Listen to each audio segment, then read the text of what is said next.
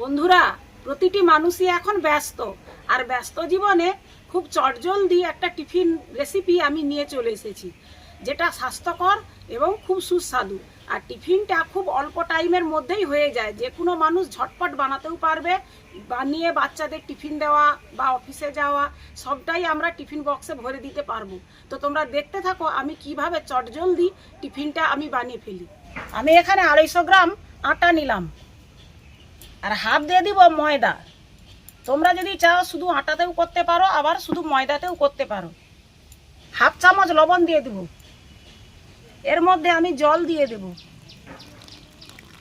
জল দিয়ে ভালোভাবে আমি এটাকে গুলিয়ে নেব।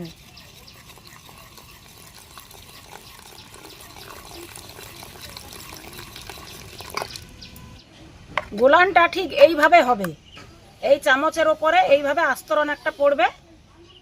এর থেকে বেশি মোটা আর পাতলা করা যাবে না। এইভাবে করে আমি এটাকে ঢাকা দিয়ে রেখে দেব। ঢাকা দিয়ে 10-15 মিনিট আমরা রেস্টে রেখে দেব। এখানে আমি কিছু আলু গাজরকে খুব সরু সরু করে কেটে নুন হলুদ মাখিয়ে রেখেছি, আর লাগছে 3টা ডিম, কিছু পেঁয়াজ কুচা, লঙ্কা কুচা আর ধনেপাতা কুচানো। এগুলো আমার লাগবে। এটা আমি একটা পুর তৈরি করব। কড়াটা গরম হয়ে গেছে, কড়ার মধ্যে আমি দিয়ে দেবো কিছুটা সাদা তেল। প্রথমেই আমি আলু গাজরটাকে ভেজে নেব। আমি এখানে আলু গাজর দিচ্ছি, তোমরা চাইলে আরও যদি সবজি দাও দেওয়া যাবে। আর কেউ যদি মনে করে কোনো সবজি দেবে না, শুধু ডিম দিয়েই করবে, তাতেই হবে। আলু গাজর সেদ্ধ হয়ে গেছে, এর মধ্যে দিয়ে দিব কুচানো পেঁয়াজ আর কাঁচা লঙ্কা কুচি।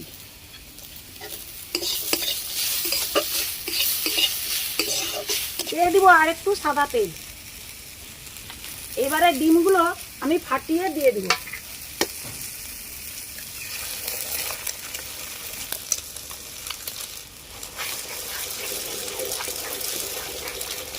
দিয়ে দিব অল্প পরিমাণ লবণ।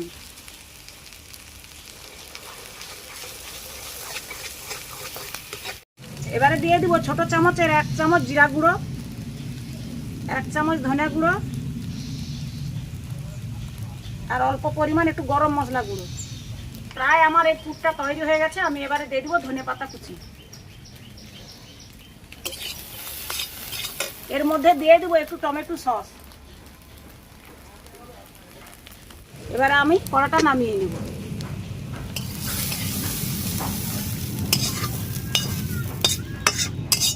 এবারে তাওয়াটা আমি বসিয়ে দেব। তাওয়াটা গরম হয়ে গেছে, তাওয়ার মধ্যে আমি দিয়ে দেব কিছুটা সরষের তেল।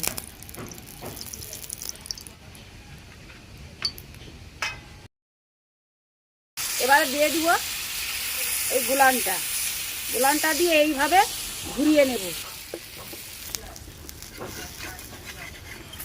এবারে চারপাশ এইভাবে ছাড়িয়ে নিয়ে উল্টিয়ে দেব। এবারে এর মাঝখানে পুর দিয়ে দিব।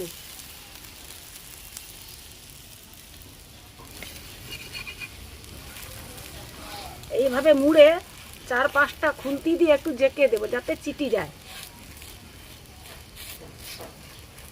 এবারে আমি তুলে নেব।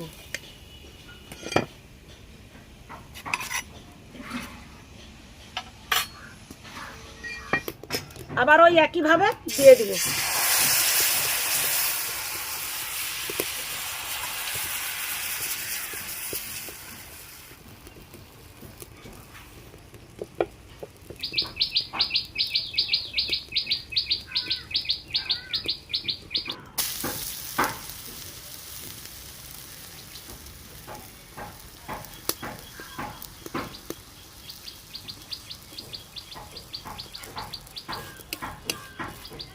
এটাকে কিন্তু এক কথায় পরোটাই বলে। কোনো থাসার ঝামেলা নেই, বেলার ঝামেলা নেই। কত সুন্দরভাবে একটা একটা করে রুটি তৈরি করতেছি, তার ভেতরে পুর করে পরোটা হয়ে যাচ্ছে। ভালোও লাগছে, বেশ